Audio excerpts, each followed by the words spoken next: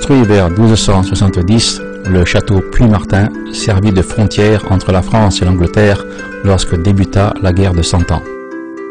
Ensuite pillé, privé de ses créneaux, remparts, tours et toitures, il fut repris en 1450 par Radulphe de Saint-Clar, reconstruit et agrandi.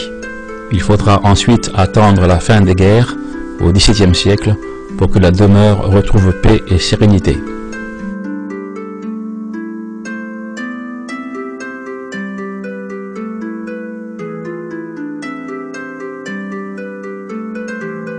Outre l'élégance de l'architecture générale, vous pourrez y admirer un magnifique escalier à vis, une chambre d'honneur ornée de tapisseries de la manufacture d'Aubusson, des poutres à la française, ainsi qu'un mobilier transmis au fil des siècles. Depuis 1450, l'édifice est la propriété de la même famille.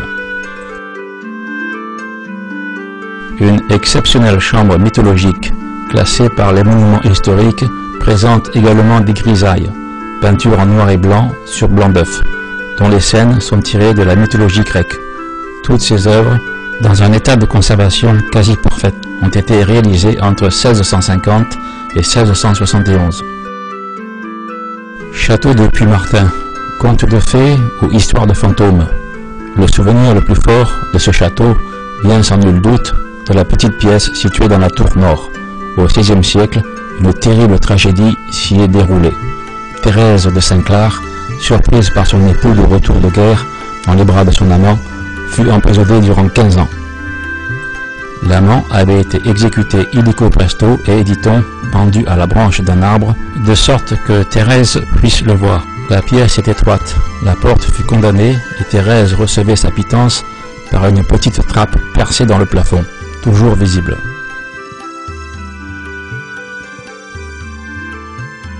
À sa mort, elle fut emmurée dans cette pièce même. Depuis, nombreux sont ceux qui disent avoir vu une dame blanche parcourir les chemins de ronde de Puy-Martin pour finalement entrer dans cette chambre de souffrance. Si vous souhaitez à votre tour faire la connaissance du spectre qui dénoue le plus de langues, le château de Puy-Martin vous ouvre ses portes pour quelques heures, le temps d'une visite, ou plus, pour une nuit.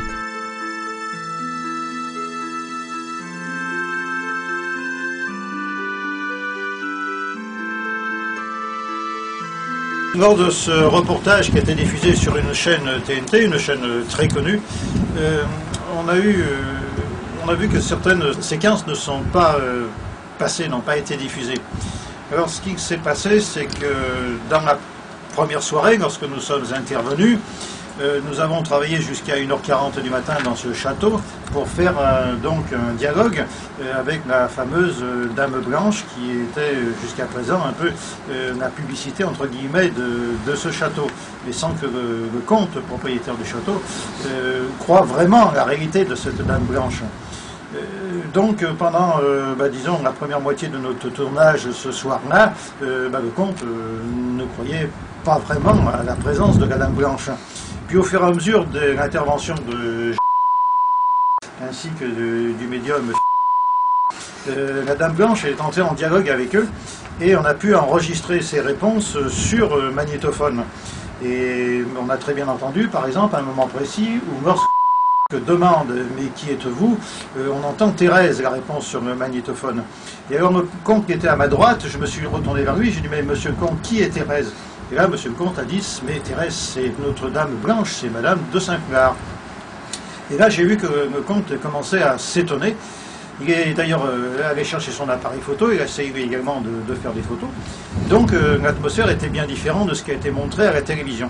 Puis vers 1h40, nous avons tout simplement arrêté de tourner parce que tout s'était arrêté. En se demandant qu'est-ce qui avait bien pu se passer. Et là, monsieur le comte, qui était tout à fait enthousiasmé par l'intervention des médiums, nous a demandé de revenir le lendemain matin vers 8h, ce que nous avons fait. Et là, le lendemain matin, il nous a fait retraverser tout le château, pièce par pièce, et dans chaque pièce, il y avait une entité, ce que certains appellent une orbe, ou un orbe, ORB, et qui nous suivait. C'est d'ailleurs très visible sur les photos. Et le comte était là, tout à fait maintenant persuadé de la présence et de l'existence de sa Dame Blanche. Il y avait également l'équipe de télévision qui tournait, qui a pu constater les mêmes choses que nous. Hein. Et voilà. Alors à la fin, lorsque c'était le moment de partir, il s'est passé quelque chose d'assez extraordinaire. C'est que a photographié un autre médium. Et sur cette photo, à la place de la tête de il y avait l'entité qui était présente, c'était une boum lumineuse légèrement transparente. Et au-dessus, il y avait un chapeau avec un plumet sur le côté. Et nous avons vu ensuite, dans les archives de ce château, que ce chapeau correspond tout à fait au chapeau que portait l'amant de la Dame Blanche.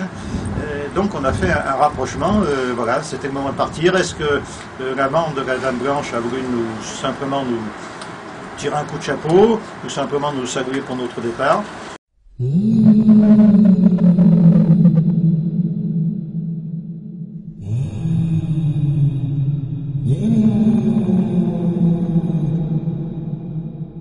L'orbe est apparu à la fin de la visite. Il faut savoir qu'avec les entités, il faut se montrer très patient.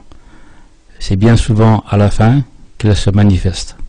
Après un travail avec Adobe Illustrator, nous confirmons que l'orbe a bien un chapeau. Ici, l'amant de Thérèse, le prince, se serait découvert à sa manière. C'est la toute première fois au monde qu'une orbe se manifeste ainsi. Compte tenu de l'historique du château, nous pensons qu'il y a eu là intervention des entités.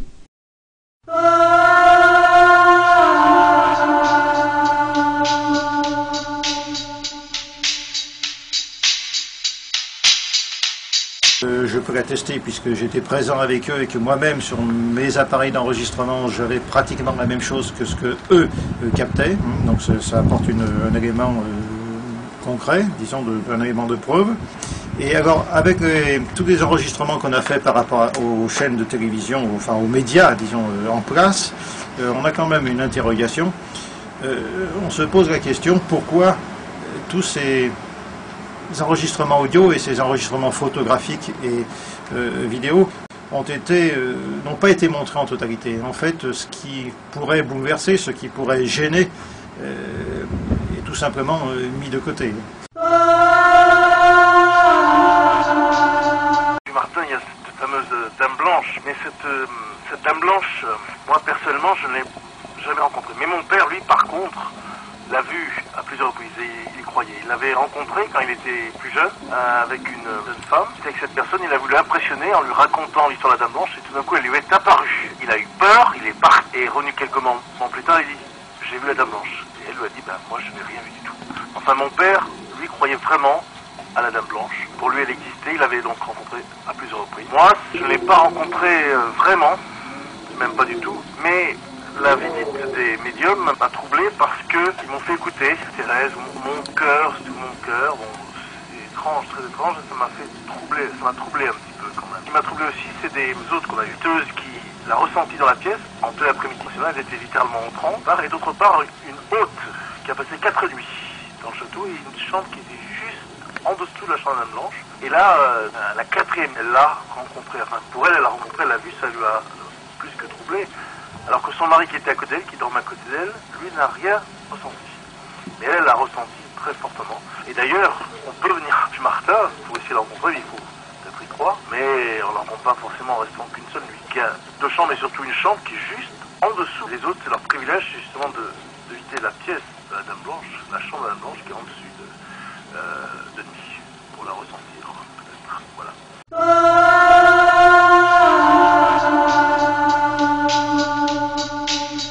Donc je pense que tout ceci est très important.